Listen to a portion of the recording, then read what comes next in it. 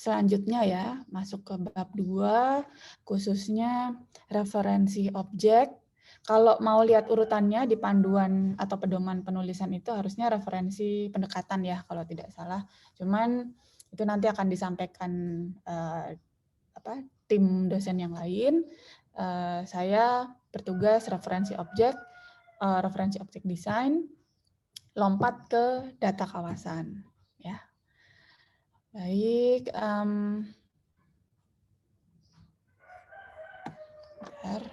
Oh, mohon maaf, belum direkam.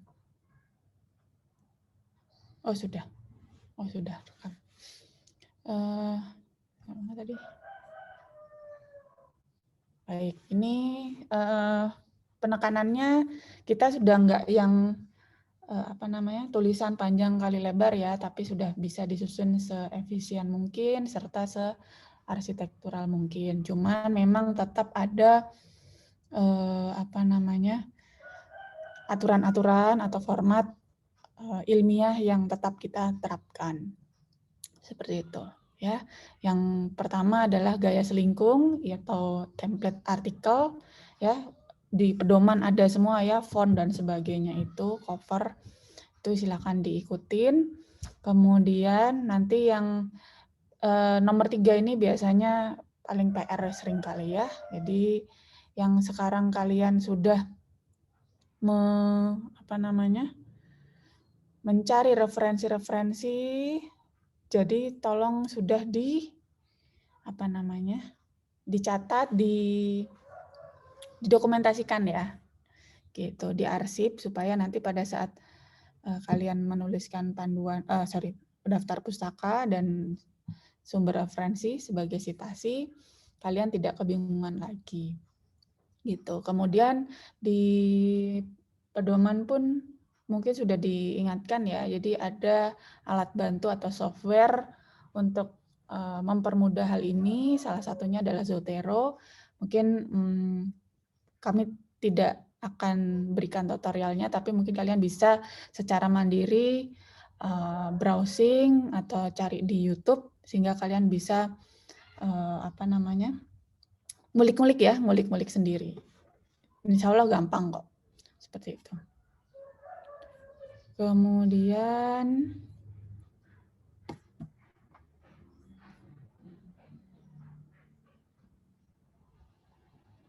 ini tadi sudah ya.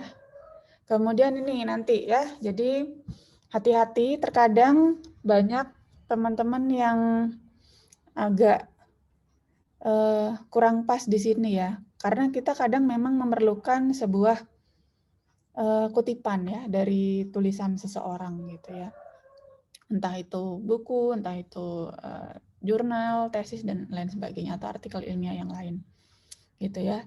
Intinya ada 3 poin penting yang harus kalian ingat gitu ya, dan sesuaikan dengan kebutuhan tulisan kalian gitu ya. Kadang memang kita mengutip secara langsung, seperti misalnya dalil dari Quran, hadis ataupun ijma, qiyas dan sebagainya misalnya. Yaitu kita sebut dengan mengutip langsung. Tapi ada yang sifatnya meringkas dan memparafrase. Nah, ini biasanya 2 poin meringkas dan memparafrase memang diperlukan untuk kesesuaian alur kalimat yang kalian susun, baik kalimat sebelumnya, kemudian yang kalian tuliskan bagian dari kutipan itu ya, baik meringkas atau memparafrase, dan dengan kalimat selanjutnya. Intinya adalah poinnya jangan sampai mau meringkas maupun memparafrase, kontennya jangan sampai, konten inti ya, substansinya ya, atau maknanya itu jangan sampai berubah dari aslinya. Sederhananya ya, contoh sederhana misal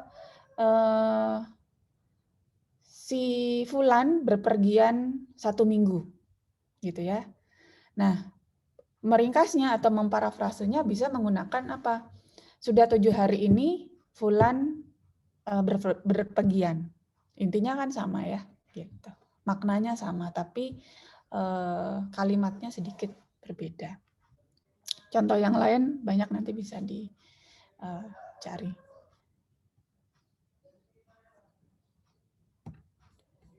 Selanjutnya, oke, ini yang banyak menjadi apa namanya kebingungan ya. Jadi banyak yang akhirnya putus asa gitu ya. Terus apa yang harus disampaikan di sini, dan dia tergelincir menjadi membuat sebuah buku, padahal tidak ya. Membuat sebuah buku, misalnya kan ada yang merancang museum pertambangan batu bara misalnya. Ya, kalau tidak hati-hati jangan sampai TA atau ya TA ya. TA atau proposal ini menjadi sebuah buku pertambangan batu bara, karena tidak ke sana arahnya, tapi kalian mencari referensi untuk merancang. Ya, referensi-referensinya tidak hanya tidak hanya aspek dimensional saja seperti yang kalian mungkin sudah sering lihat atau bahkan lakukan gitu ya. Pokoknya soft file dari Newford semuanya ditumpuk blok di situ, tidak ya. Tapi ada harus dipilih ya, harus dipilih dan dipilah mana yang diperlukan, karena kata kuncinya di sini spesifik ya. Seperti itu. Terus poin berikutnya, ini saya masih meng-highlight ya. Masih meng-highlight dulu, nanti contoh-contohnya di setelahnya.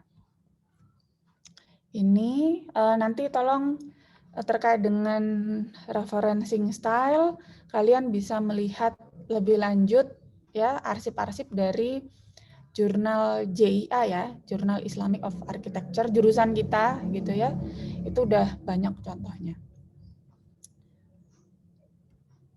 Terus, nah ini konteks wilayah, kajian konteks wilayah.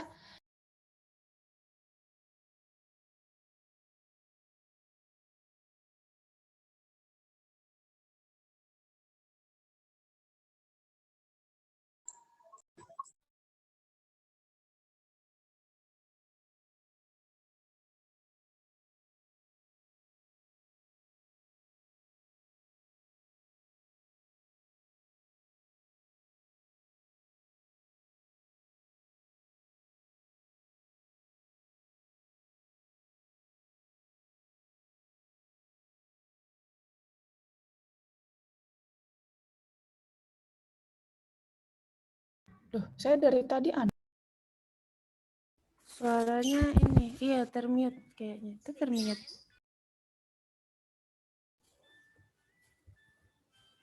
Termute, Bu.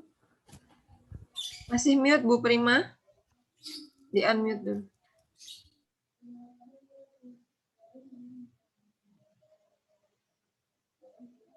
Bu Prima masih mute.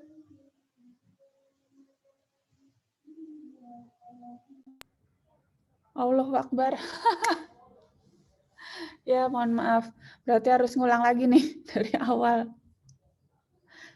Walah. Baik. Mohon maaf, ada kesalahan teknis, sehingga terpaksa saya ulangi lagi dari awal. Tadi sampai itu kok, Bu. Sampai data apa? Oh, gitu kah? Loh, kok bisa tiba-tiba mute sendiri?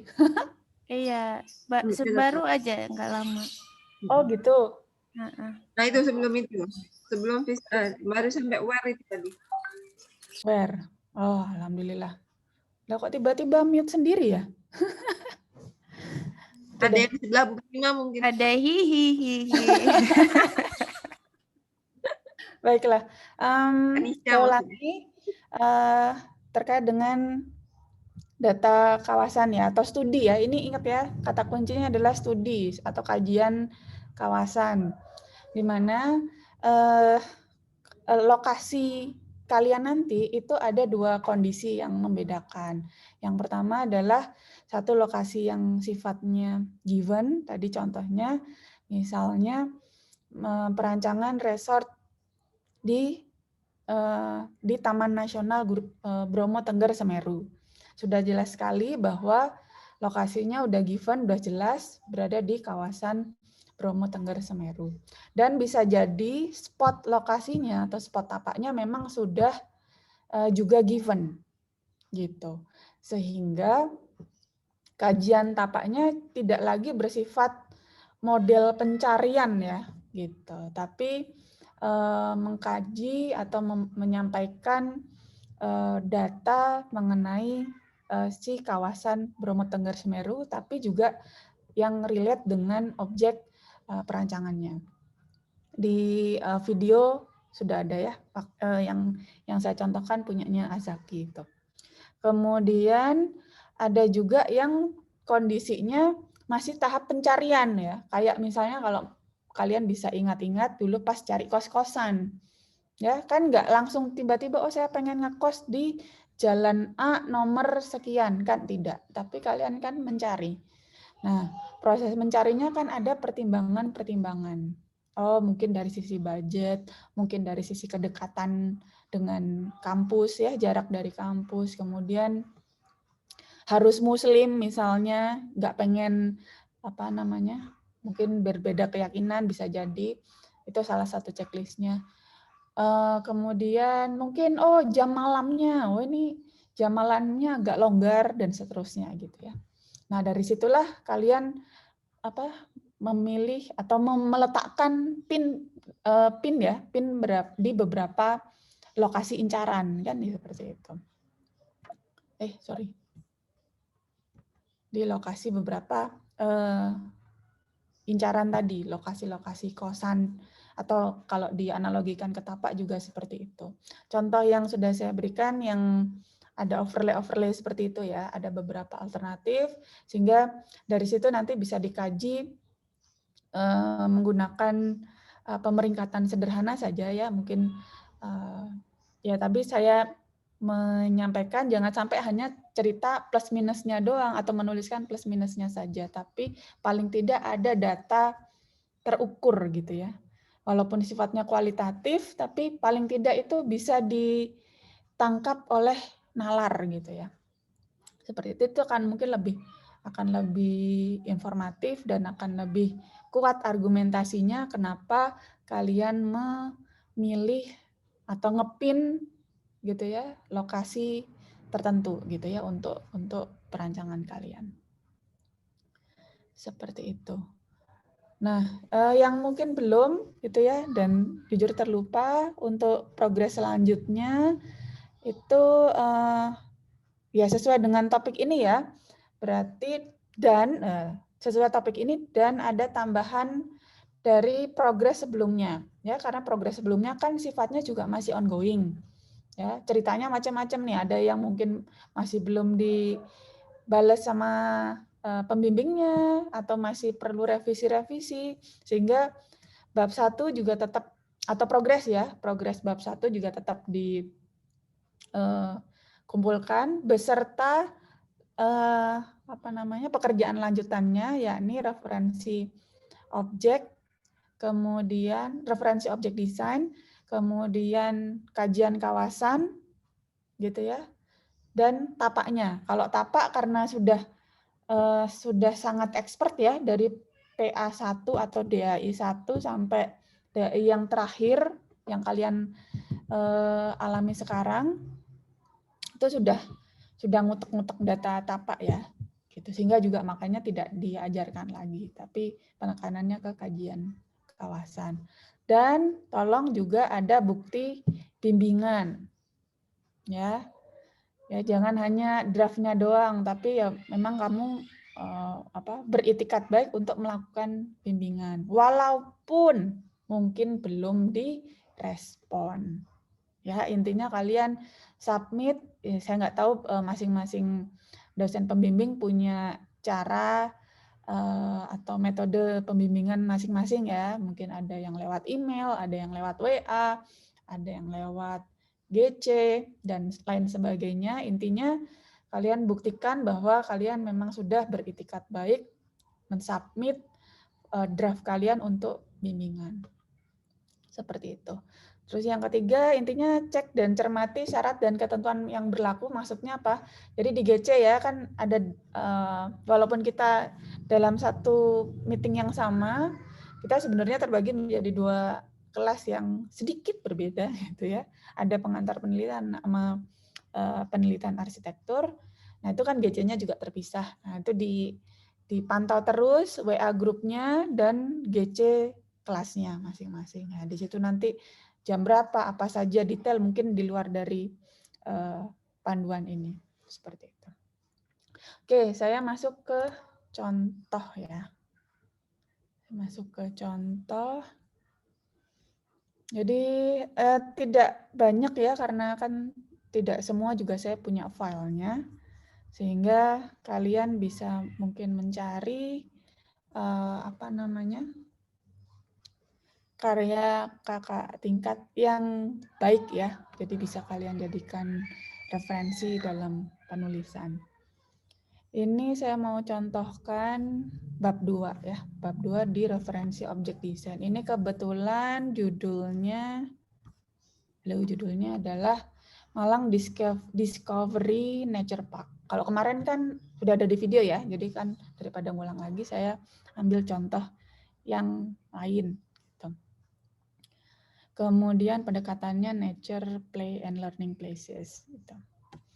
Nah, di bab 2, gitu ya, intinya kalian menulis bab 1, 2, hingga nanti insya Allah bab 3 itu adalah sebuah alur cerita yang saling terkait ya. Bukan berarti terus udah ngomong bab 2 ya udah sembarang aja, tapi lihatlah ke belakang.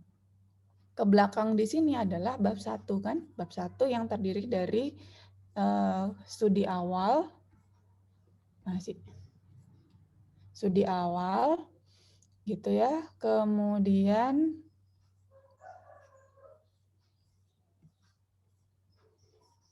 tujuan desain ya, tujuan dan kriteria desain sampai skupnya atau ruang lingkup desain. Seperti itu. Nah, saya yakin di bab 1.1 ya kalau sudah kalian lakukan dengan benar dan baik itu pasti ada kata kunci yang nanti akan terkait dengan referensi objeknya gitu. Begitu pula si tujuan desain gitu ya dan kriterianya seperti itu. Ya. Jadi referensi objek desain itu akan membantu kalian atau menjembatani atau sebagai jembatan untuk menjawab si kata kunci di bab 1 ya, terutama di keyword penting yang ada di 1.1 dan tujuan maupun kriteria desain. Ya. Nah, cuman untuk Mbak ini kasusnya, ya karena dia cewek jadi saya panggil Mbak. Itu karena ada kaitannya dengan children apa namanya? Playground tadi ya, gitu ya. Children Park, oh itu Malang Discovery Nature Park ini, dan target utamanya adalah children. Yang bersangkutan ya penulis membuat atau menyajikan referensi singkat gitu ya dari teori perkembangan anak gitu ya sampai pada apa namanya pertimbangan-pertimbangan teori yang mendukung apa sih yang harus dilakukan dalam atau untuk merancang nantinya si Malang Discovery Nature Park sampai pada pemilihan lokasi taman bermain dan seterusnya. Seperti itu. Ya. Terus menjawab kriteria-kriteria tadi. Nah, bisa dilihat ya, di sini nggak ada tidak ada si soft file dari Newford. Karena ini udah masuk bab selanjutnya ya. Karena ya di Newford memang dirasa oleh sang penulis kurang relevan lagi gitu. Yang bersangkutan ini membahas lebih lanjutnya itu melalui preseden. Beda dengan ini. Layar saya sudah berubah? Sudah, Bu. Sudah, Bu. Tadi kuning, sekarang biru. Sudah, Bu. Oke. Ini judulnya Sentra Kuliner Tambak di Gresik ya, duduk sampean di Gresik ya, karena terkenal dengan perbandengan itu ya. Oke, ini kajian awalnya ada data dukung sampai ke tujuan. Ini pendekatannya kalau tidak salah organik ya. Kok organik? Apa? Analogi kok organik. Analogi. Seperti itu. Nah, ini analogi langsung nih kan. Seperti itu, ada tujuan, terus ada kriteria desain dan seterusnya. Nah, referensi objeknya, oh cerita dikit deh gitu tentang apa sih sentra kuliner, terus sentra kulinernya mau ngapain gitu. Ya, karena ternyata nggak hanya Gresik itu nggak hanya bandeng-bandengnya saja gitu ya, tapi bandengnya juga bisa macam-macam gitu. Karena tapi tidak hanya cerita tentang yang membuat lidah ngiler gitu ya, tapi juga ada nih yang biru-biru sebentar.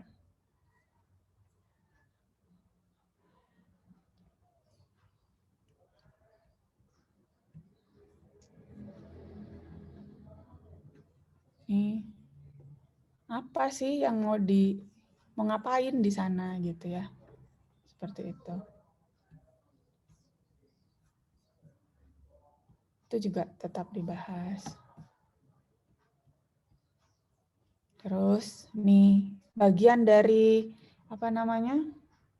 bagian dari kriteria desain yang ditulis tadi sebelumnya ya, pengen yang juga berbahan organik. Ya ini memang ada yang non arsitektural ya, tapi bisa dilihat selanjutnya ada yang arsitektural ya, mengoptimalkan tapak dan seterusnya. Energi. Ada standar-standar yang ingin disampaikan sampai juga ke standar kehalalan seperti itu. Terus gambarannya gimana sih? Oh ya ini pengen ada yang ruang makan yang outdoor dan semi outdoor dan seterusnya.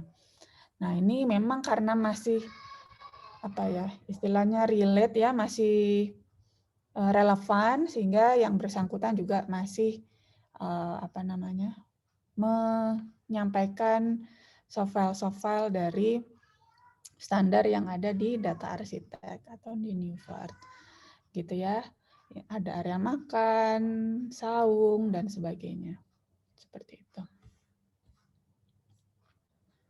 Untuk kajian kawasan ini kalau dibandingkan video ini agak kurang masih relatif singkat ya. Jadi sebenarnya waktu proses pembimbingan ini juga ada beberapa alternatif gitu. Cuman yang di sini yang ditampilkan langsung ke ini singkat terus langsung ke lokasi gitu ya. Belum ada kajian tadi ya, upaya tidak disampaikan paling tidak upaya pemeringkatan ya alternatif kenapa kok di sini gitu. Saya rasa cukup dari saya pengantar ya. Gitu. Monggo kalau ada yang ditanyakan dan didiskusikan.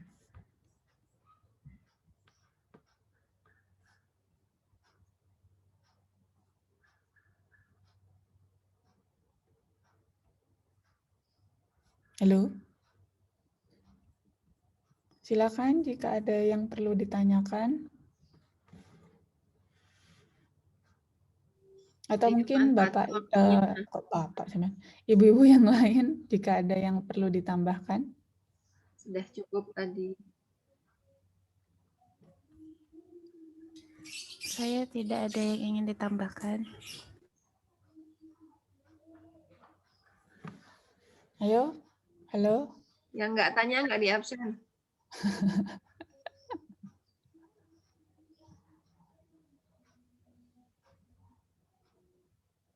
On cam dong adik-adik mahasiswa Hitam. yang ada wifi deh. Kalau pakai kuota mungkin sulit. Yang ada wifi kayak Hampir semua saya loh. sultan kuota, saya banyak karena pakai wifi.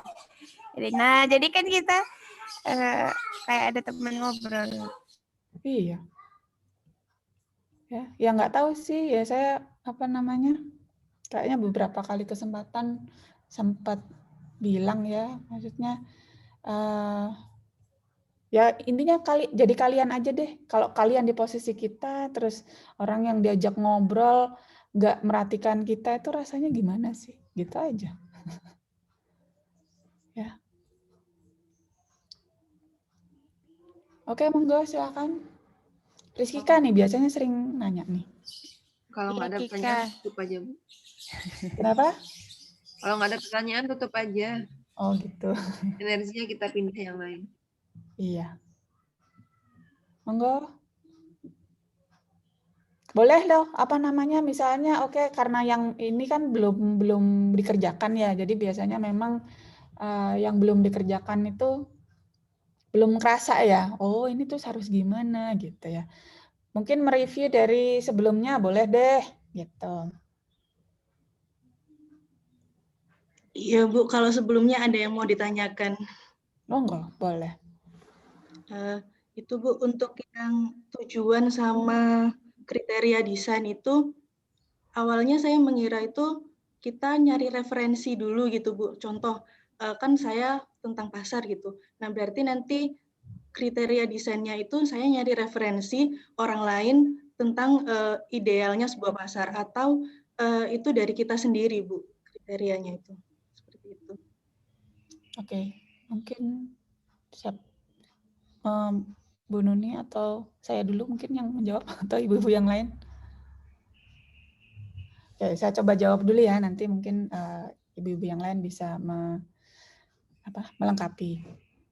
Jadi baik, kan semua anak ini kan pengen merancang A, B, C, D dan beda-beda ya. Ada yang mau pasar, ada yang mau museum, ada yang pesantren, kan kayak gitu ya.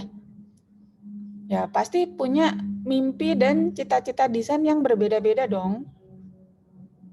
Itu dulu, gitu ya. Kemudian tapi mimpi dan cita-cita atau ekspektasi lah ya. Ekspektasi itu kan perlu disupport dengan literatur lah ya, seperti itu. Karena tadi betul sekali ada kondisi yang ideal ya, yang ingin dicapai, seperti itu.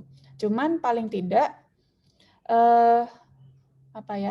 masing-masing rancangan itu kan ya tadi punya statement design goals-nya. Design goals-nya itu tujuannya. Gitu. Terus kemudian bisa dirinci lagi sebagai breakdown-nya si goals itu sih desain objektif namanya. Jadi kalian mungkin kalau browsingnya tujuan desain kayaknya mungkin akan kurang mendapatkan informasi yang memuaskan ya. Jadi kalian bisa mencarinya dengan kata kunci desain goals, kemudian ada desain objektif. Yang desain objektif itu biasanya setara dengan desain aims. Gitu. Nah, apa bedanya? Jadi misalnya ingin merancang, sudah dirumuskan tujuan desainnya Mbak Rizkika. Pasar yang gimana? Pasar hemat energi, pasar yang apa gitu? Iya, sudah Bu, tapi belum nunggu di ACC sama dosen pembimbing. Oke, kita bahas sebagai ini topik diskusi aja dulu ya. Gitu. Misal saja ini, pengen membuat atau tujuan desain utamanya atau desain goals-nya adalah pasar rakyat hemat energi. Itu kan besar sekali ya cita-citanya. Nah, itu desain goals. Nah, kemudian kalian breakdown lagi ke desain objektif. Hemat energi apa sih? Gitu. Karena hemat energi itu kan banyak sekali. Bisa listrik, bisa air, maupun sumber daya yang lain. Seperti itu. Nah, di situ juga sudah berperan, nanti di desain objektif itu sudah berperan juga si elaborasi dari pendekatan yang dipakai. Seperti itu. Sehingga sudah muncul kriteria-kriteria desainnya. Ya, untuk menjawab si desain objektif tadi. Ya, contoh tadi kan apa tadi? Pasar rakyat hemat energi. Kriteria desainnya bisa yang juga menjawab desain objektif, desain M, juga elaborasi pendekatan, berarti efisien listrik misalnya. Kemudian apa namanya? Optimalisasi strategi desain pasif misalnya. Dan seterusnya dan seterusnya. Nah, strategi desain pasif, terus apa namanya? Tadi efisiensi energi listrik itu kan based on teori dong, gitu, ya kan? Ya cita-citamu iya, tapi juga disupport dari teori yang ada. Nah nanti, misalnya dari 2 contoh itu saja, breakdown ke referensi objek desain kan udah jelas ya. Kita pakai yang normatif-normatif aja ya. Tadi efisiensi energi listrik misalnya. Itu bisa digunakan dengan ada alat-alat atau tools atau teknologi ya, sistem bangunan yang support dengan itu. Misalnya teknologi solar panel dan seterusnya dan seterusnya. Kemudian strategi pasif design. Oh, banyak sekali, itu ada teorinya.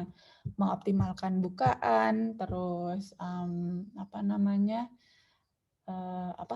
Pengaturan orientasi bangunan, gitu ya, penggunaan materialnya yang apa namanya, bisa mengisolasi panas supaya panas nggak nyerap ya, gitu ya. Maksudnya tidak pada saat proses radiasi, konveksi, konduksi itu panasnya bisa diserap oleh material gitu ya, nggak masuk ke dalam. Sehingga kan misalnya kalau di dalam nggak ada AC, ya karena ini kan kalau efisiensi energi biasanya asumsinya, apalagi dengan strategi desain pasif, asumsinya meminimalisir penggunaan penghawaan buatan kan gitu.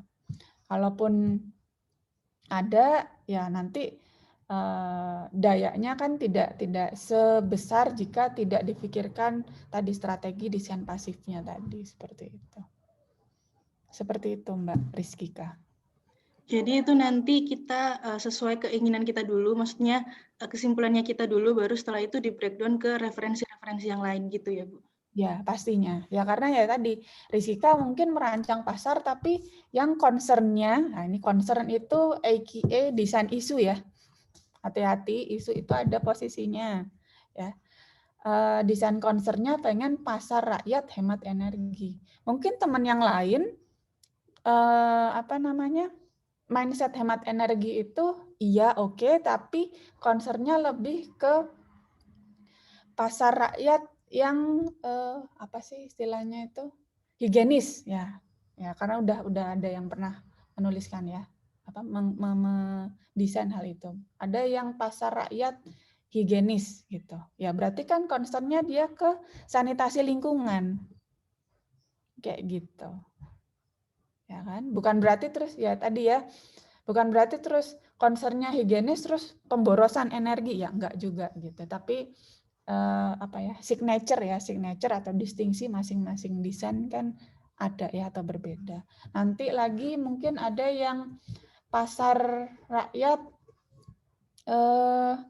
apa namanya, yang mengakomodir apa namanya, pedagang-pedagang kecil kayak gitu misalnya, dan seterusnya kan macam-macam. Jadi mungkin dengan teori-teori perilaku dan sebagainya itu bisa.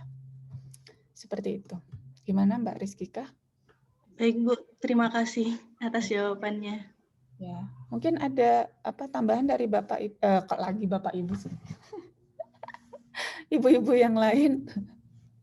Utara mungkin atau Bu Nuni. Tadi udah disampaikan Bu Prima sih, hampir sama intinya. Kalian itu pengen punya mimpi apa terhadap dari desain kalian.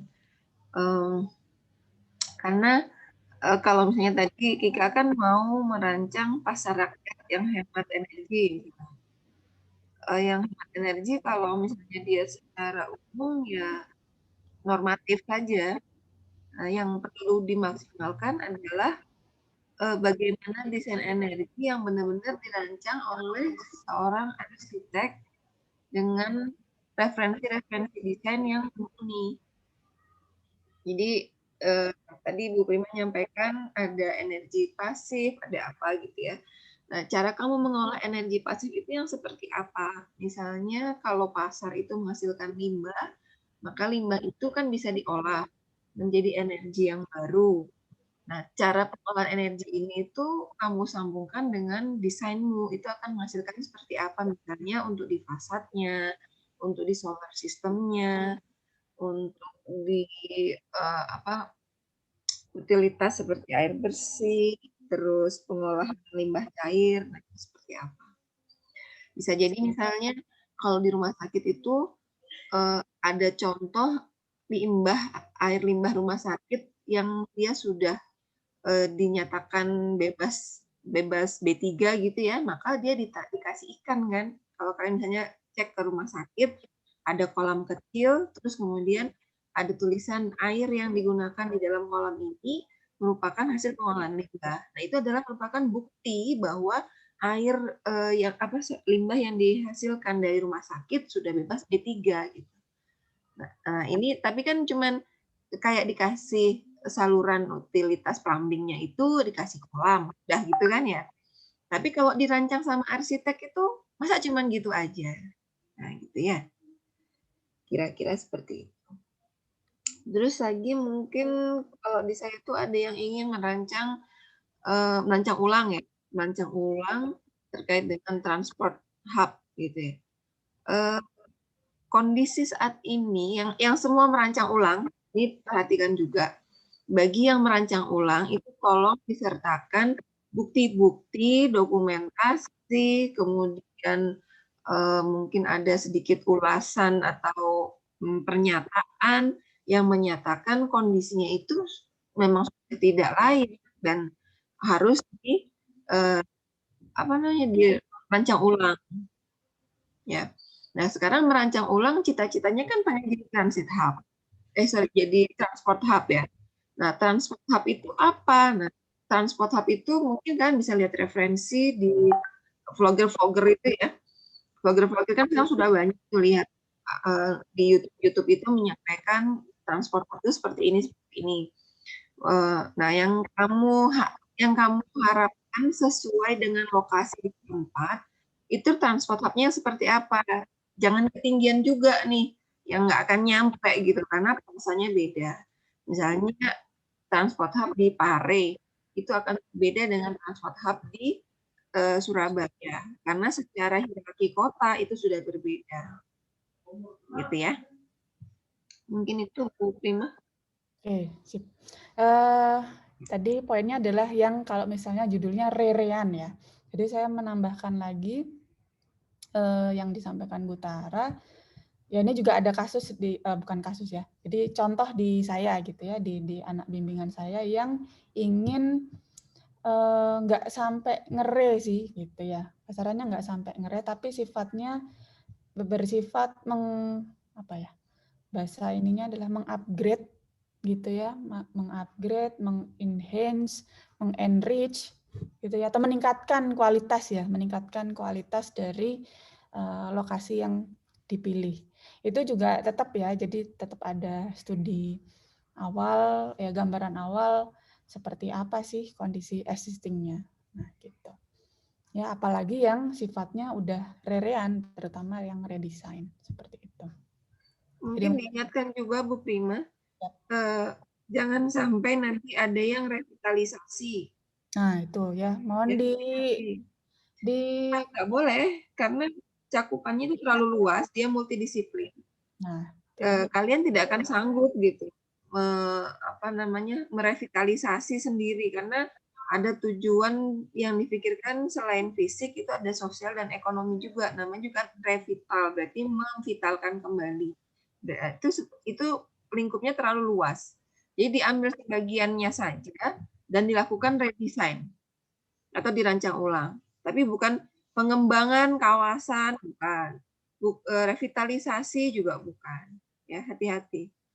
Supaya lingkupnya nggak terlalu luas, nanti nggak lulus-lulus. Waktunya kan maksimal cuma 4 tahun. 3 tahun itu kan imbuh tambahannya. Jadi 7 tahun.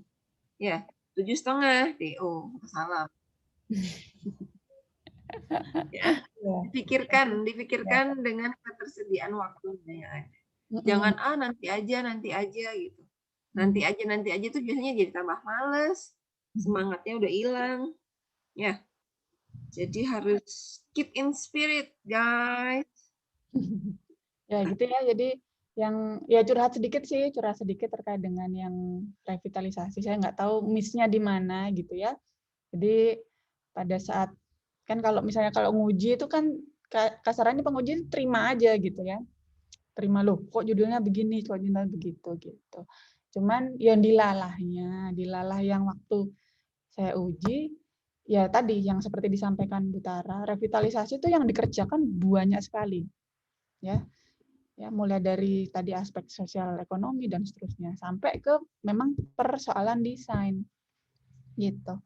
Dan yang sering kali saya temui gitu ya, yang persoalan lain selain desain itu cuman ya pokoknya kasarannya cuman apa ya, kalau ini saya bagusin dikit ya nanti asumsi mereka gitu, asumsi mahasiswa itu ya nanti akan orang datang sehingga nanti akan datanglah sih apa pendapatan atau income dan sebagainya. Ya sesimpel itu padahal enggak ya. Jadi jangan sampai hanya berpikir parsial seperti itu. Sehingga memang yang disarankan paling tidak kalau ada rerean mungkin yang bisa kita ACC lah kasarannya gitu yang sifatnya redesign karena urgensinya memang di desain ya seperti itu kita. Oh iya juga misal ya saya sendiri gitu dan anak bimbingan yang baru bergabung ini saya backgroundnya landscape gitu tapi saya nggak bisa landscape banget gitu karena ya memang kita payungnya di arsitektur seperti itu. Mungkin juga Bu Tara, Bu Nuni, Bu Tara sebagai yang backgroundnya urban designer nggak bisa urban designer tok gitu tapi ya di arsitektur gitu. Cuman memang ada pertimbangan-pertimbangan dari teori-teori urban design. Begitu pula saya. Kemudian mungkin Bu Nuni karena beliau pemukiman gitu ya, nggak bisa pemukiman tok gitu, tapi ya arsitektur, tapi juga disupport dengan keahlian beliau dari sisi teori-teori tentang pemukiman seperti itu. Oke, monggo jika ada penanya selanjutnya. Bu, saya ingin bertanya, Bu. Siapakah? Amirullah. Ya, Tadi kan Bu Tara itu bilang kalau misalnya lingkup judulnya tuh Rere itu harus ada pernyataan gitu ya. Nah, pernyataan itu diambil dari batasan pernyataan diambil dari mana saja, maksudnya apa masyarakat sekitar atau pegawai di mana. Saya kan meredesain. Suaramu putus-putus, tapi insya Allah saya bisa nangkap sih. Saya bisa nangkap maksudmu, insya Allah ya. Oke, saya coba jawab aja kali ya, Amir. Ya, Bu. Mungkin gara-gara saya hidupin videonya, Bu. Oh iya. Agak susah. Oke. Jadi kalau mau ideal, ya yang ideal sih sebenarnya, yang ideal kalau mengambil judul yang sifatnya rerean, redesign ya terutama, itu memang idealnya ada kajian yang menyatakan bahwa usulan objek kalian ini memang layak atau dirancang kembali, gitu. Ya, tetapi jika kalian beruntung atau mungkin itu akan lebih mempermudah hidup kalian kan gitu ya. Jika ada statement yang bisa dipertanggungjawabkan entah dari berita atau mungkin peraturan daerah gitu ya, mungkin peraturan wali kota nomor sekian gitu ya, atau mungkin dari dinas yang terkait ya, instansi atau lembaga atau dinas yang terkait bahwa suatu lokasi ya ini memang akan diredesain. Itu sebenarnya juga sudah cukup sih. Seperti itu. Mungkin itu yang dimaksud oleh Bu Tara ya.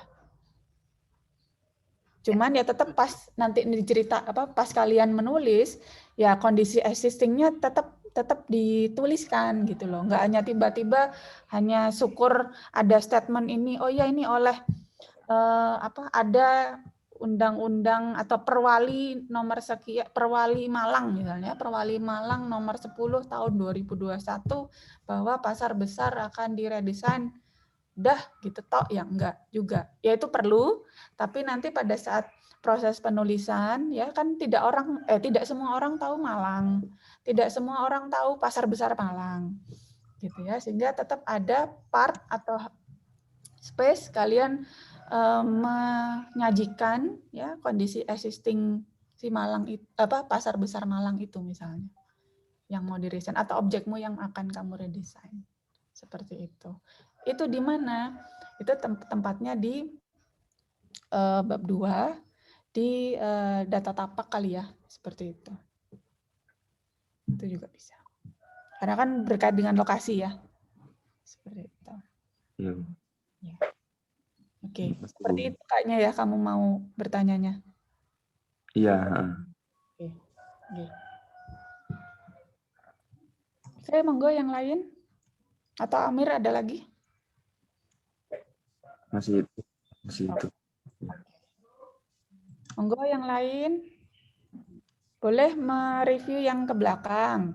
Gitu. Karena saya yakin juga mau mereview ke belakang ini pasti akan relate dengan bab 2-nya kok. Kayak gitu. Bu, mohon maaf. Maria dulu deh, enggak apa-apa. Siapa? Maria Ulfan. Kok nggak keluar suaranya? Ada kok, terdengar. Iya, suaranya kedengar tapi kuning-kuningnya nggak ke ini. Oh. Ya, monggo. Pengen tahu mukanya soalnya. Oke. Ini Bu, untuk Oh, ini dia. Loni. Untuk pendekatan desain yang dilakukan, kan misalkan yang diterangkan oleh YouTube oleh Bu Yulia waktu di YouTube awal-awal itu kan tes. Jelas kok. Itu kan ini Bu, seperti kita pendekatannya ini menurut Ken Yang ini tuh prinsipnya seperti ini. Tapi kalau kita itu tidak mengambil semua prinsip, hanya beberapa saja, itu apakah boleh? Boleh. Ya, ini memang perdebatan sih kayaknya ya. Jadi kalau izinkan saya menyampaikan pendapat pribadi ya. Sebuah desain yang misalnya yang dinamakan, kalau Ken Yang jelas banget ya, Eco ya, Eco Design by Ken Yang, betul ya. Dia kan ya kalau ya si Ken Yang kan dengan susah payah merumuskan sekian prinsip itu ya, entah berapa, 5, 7, itulah ya. Sehingga ya kalau ya desainnya Ken Yang, si Eco desainnya Ken Yang ini ya mencakup 7 prinsip itu dong. Ya kan? Ya kalau 2 poin enggak ya berarti kan belum Eco desainnya Ken Yang. Seperti itu. Itu kalau menurut ini saya ya seperti itu. Nah, terkadang tiba di mahasiswa ya kan tiap kondisi mahasiswa itu beda-beda ya kan. Ada yang intinya larinya bisa cepat, ada yang agak slow, ada yang sangat polos kan gitu. Ya, sehingga bagaimana posisinya jika ingin mengambil sebuah pendekatan tadi, let's say misal pendekatan Shiken yang tadi yang mungkin ada sekitar 5 atau 7 pendekatan. Kalau yang sering saya atau sudah saya terapkan itu adalah bukan berarti hanya milih oh ya saya pakai satu pendekatan saja. Enggak. Kalau yang saya terapkan ya. Kalau yang sudah saya lakukan, saya tidak menggunakan cara itu. Tapi 5, 7, atau 10 pun itu tetap diupayakan, diterapkan. Cuman memang ada penekanan di salah satu, salah dua, sesanggupnya si mahasiswa itu. Seperti itu. Yang lainnya ya, misalnya tadi kalau 5 ya, misal kalau 5, kalau ternyata dia si mahasiswa tersebut hanya optimalnya aja di poin 1 gitu ya. 4 poinnya gimana? Bukan berarti nggak dilakukan, tetap diterapkan, tapi dengan tanda kutip standar minimal. Gitu. Sehingga ya tadi, karena kan ini ceritanya kan eco-design Kenyang ya 5 lah gitu. Seperti itu yang sudah saya terapkan selama ini. Kayak gitu. Jadi kalau saya pribadi, saya kurang sependapat kalau hanya milih 1, milih 2 doang gitu. Tapi tetap saya upayakan optimal gitu ya penerapan prinsipnya. Tapi ya jika ada kondisi khusus, itu kondisi khusus ya. Tolong jangan jangan mindsetnya terus, Bu saya nggak sanggup, belum apa-apa udah nggak sanggup dulu gitu ya. Jangan merendahkan diri kalian sendiri gitu ya. Tapi ya semangat dulu ya, niatkan ya kalian bisa optimal gitu. Kalau misalnya di tengah jalan aduh mentok nih misalnya ya memang ada penekanan di salah satu prinsip gitu. Tapi yang lain tidak di delete gitu, tapi mungkin standar minimal seperti itu.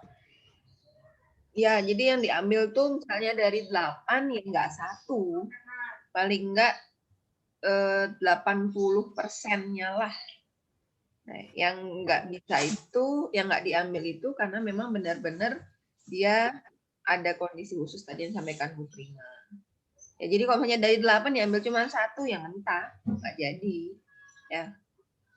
Kalau dari 2 diambil 1, berarti kan separuhnya. Nah, pertimbangan yang satunya itu kenapa? Atau mungkin bisa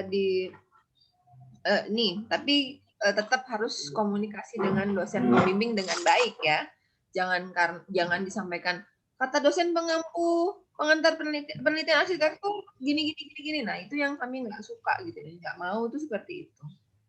Tetap harus ada reasoning yang jelas dan kemudian tetap harus ada pertimbangan dari dosen pembimbingnya karena hak sepenuhnya itu ada di pembimbing. Dengan catatan ketika ujian bisa diargumentasikan. Mungkin nambahkan sedikit lagi. Jadi kalau nggak salah itu pendekatan structure as architecture. Kalau nggak salah ya, itu anak 2013 kalau nggak salah. Tuh. Lupa nama objeknya yang dirancang, tapi pendekatannya structure as architecture. Yang ngambil pendekatan itu silakan lihat bukunya karena ada. Itu prinsipnya banyak. Prinsip utamanya ya udah banyak, saya lupa detailnya berapa. Ini banyak lah, mungkin ada 8 ke atas kayaknya, 8 poin ke atas. Dan anak-anak prinsipnya juga banyak. Ya, coba itu. Nah, poinnya bukan ingin menakut-nakuti, tapi masih relate dengan pertanyaannya Mbak Maria tadi yang boleh ada yang tidak diambil enggak? Nah, di structure as architecture itu kalau tidak salah ada prinsip yang itu relevan jika diterapkan di negara subtropis. Gitu. Kalau nggak salah optimalisasi matahari atau apalah semacam itu deh gitu. Yang kita kaji itu yang relevannya itu di negara subtropis, sehingga waktu itu ada yang apa namanya tadi ya, kalau nggak salah satu prinsip yang kita tidak pakai karena yang nggak relevan dengan potensi iklim atau kondisi iklim di Indonesia. Seperti itu. Ya, tapi ya tadi ya, tolong mindset-nya tidak hanya sekedar, saya mau yang prinsip satu aja, yang lainnya saya nggak pakai. Atau sekedar iseng mendelete gitu. Saya nggak suka ini, saya nggak mau pakai ini. Enggak, tidak seperti itu mindset-nya. Intinya tadi kata kuncinya adalah komunikasi, terus harus bisa diargumentasikan. Seperti itu. Oke, ada lagi mungkin? Iya. Mungkin Bu Suci, Bu Nuni, Bu Yulia mungkin jika ada yang ditambahkan, monggo. Nggak ada yang lain keluar karena masih kursi ke mahasiswa. Oh, oke. Saya juga tadi mau keluar tapi katanya Bu Prima sendirian. Kan ini bisa sampai lebih toh? Nggak bisa, yang ini 100 aja, harusnya Zoom 2. Oh, mohon maaf. Ya. Berarti nanti kita next tuker kali ya dengan pengampu yang ininya. Oke. Monggo yang lainnya. Ayo loh, sampai dosennya ngalah loh.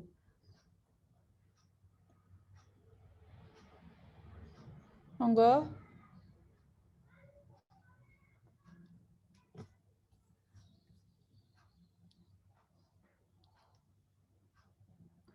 Aulia, Putri, Ayu Melati. Sari. Jadi ngabsen nih. Wes, kerjain wes. Anak kayaknya udah nggak sabar mau ngerjain dari wajahnya. Ya.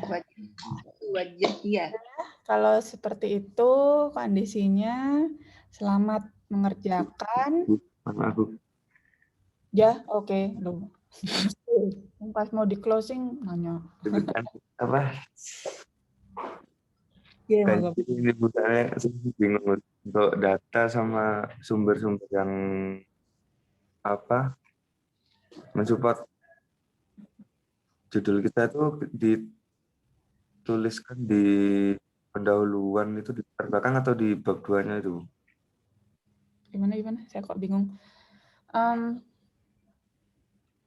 Kita matikan kameranya. Saya nangkep, ya putus-putus soalnya. Antara nangkep dan nggak nangkep soalnya saya takut. Untuk sumber sama data itu dituliskan di pendahuluan atau di bab 2-nya. Sumber ya? Sumber Iya. referensi? Iya. Sumber referensi yang kamu maksud misal di bab 1 itu ada tadi statement perwali nomor sekian gitu ya. Perwali nomor sekian 2020 bahwa Pasar Besar Kota Malang akan diredesain misalnya, gitu ya. Iya. Nah, terus itu kan ya berarti kamu ini kalau bertanya seperti itu belum melihat atau belum membaca cara mensitasi dan referencing style. Ya. Nah, berarti mau ada di bab berapapun ya, pokoknya yang bukan tulisan kalian, bukan hasil pemikiran kalian, itu harus ada sumber kutipannya. Ingat ya, itu poin pertama. Kemudian gimana cara nulisnya? Ya intinya sudah saya kasih imbauan bahwa baca dulu gitu ya. Tapi oke, nggak apa-apa. Nah sekarang kita itu sudah nggak lagi nuliskan dengan cara nama belakang orang dan tahunnya. Ya tadi kan kalau seperti itu bisa jadi website ya. Bisa jadi website, atau kalau misalnya kutipan tulisan tidak lagi yang misal Kurniawati 2021 misalnya, enggak, tapi langsung dinomori yang di kotak itu ya, kurung kotak, misal itu memang ada di bab 1.1 dan memang awal banget misalnya, yaitu dinomori 1 gitu ya. Ya, Bu. Kemudian nanti berikutnya mungkin masih di bab 1.1 tadi kutipan perwali tadi misalnya ya. Di kurung kotak 2 dan seterusnya. Karena dia akan ngalir terus kayak gitu. Ya. Nah, terus si nomor 1, nomor 2-nya itu apa? Tolong getarannya mendistract konsentrasi. Kayak mana tadi? Oh ya, ada nomor 1, nomor 2. Nah, nomor 1-nya itu kan tiap mengutip referensi itu beda-beda ya aturannya. Ya. Kalau ngutip jurnal seperti apa, ngutip buku seperti apa, ngutip website seperti apa. Ya intinya kalian lari ke JIA, Jurnal Arsitektur Jurnal Islamic of Architecture. Udah itu contohnya udah jelas banget gitu ya. Sehingga nanti ini saran sekaligus saran ya. Karena kan masih sifatnya ongoing, daripada lupa ya, terus sumber referensinya nyebar nggak karu-karuan, walaupun masih ngerjakan bab 2 awal banget, tetap si nomor 1 itu langsung aja semacam draft daftar pustaka deh kayak gitu. Seperti itu. Jadi nomor 1-nya tadi misalnya karena jurnal ya, jadi aturan jurnal dituliskan. Jadi tetap kalau jurnal tuh kalau nggak salah tetap nama belakang, terus singkatan, terus tahun dan sebagainya. Intinya sudah ada formatnya, sudah ada panduan penulisannya dibaca. Gitu. Kemudian kalau misalnya si nomor 2 tadi itu website, bagaimana cara menuliskan websitenya itu. Jadi walaupun kalian masih ngerjakan bab 2 dan bab 2 masih awal-awal, saya menyarankan sudah langsung ada daftar pustakanya sekalian. Biar nanti nggak lupa, terus nggak hilang. Jadi pada saat nanti terakhir daftar pustaka, biasanya penyakitnya itu adalah yang depan-depan kan lupa nih. Tahu-tahu ya udah pokoknya ngasal, yang kelihatan yang paling ini diingatan pokoknya nuvert tok. Gitu. Padahal kan banyak, ada yang ngambil dari berita mana, Jawab Pos, ada yang dari buku, ada yang dari jurnal, kayak gitu-gitu. Mungkin seperti itu ya, Amirullah. Iya, Bu. Terima kasih banyak. Kemarin saya ada kasih cara lebih mudah ya. Nanti mungkin bisa dikoordinir sama siapa sih? Maria Rizal, terus siapa lagi? Aulia Arisanti, Tiara dulu ya. Jadi belajar namanya kelima itu. Zotero itu ya, Bu ya? Iya. Itu lebih gampang ya. Tiara, siapa tadi? Tiara, Lulu, Maria, Rizal, sama Aulia Arisanti bertanggung jawab ngajarin temannya yang 100 orang. Wah, mantul. Nah, berarti nih silahkan serbu ya, tiap belajar sendiri ya. Gitu. Oke. Monggo jika ada penanya selanjutnya, kalau tidak kami close supaya kalian bisa langsung bekerja, dan jika ada kuliah selanjutnya bisa kuliah.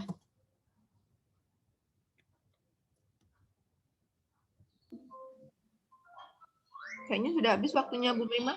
8.35 ada yang masuk ya. Oh iya. Jadi saya rasa saya cukupkan dulu ya meeting kita hari ini. Pertanyaan lanjutannya mungkin bisa dikomunikasikan dengan pengampu masing-masing ya. Seperti itu.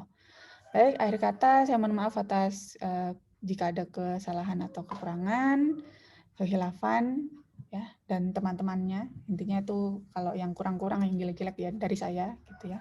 Yang bagus-bagusnya dari Allah Subhanahu wa taala. Oke, terima kasih, kita mengucapkan hamdalah bersama-sama. Alhamdulillah. Alhamdulillahirabbil alamin. Oke, saya ucapkan lagi selamat bekerja, tetap jaga protokol kesehatan supaya kita selalu sehat-sehat ya. Gitu. Masih panjang perjalanan soalnya. Oke. Terima kasih. Wassalamualaikum warahmatullahi wabarakatuh. Waalaikumsalam warahmatullahi wabarakatuh. Terima kasih, Bu. Warahmatullahi wabarakatuh. Assalamualaikum warahmatullahi wabarakatuh. Sama HN ya.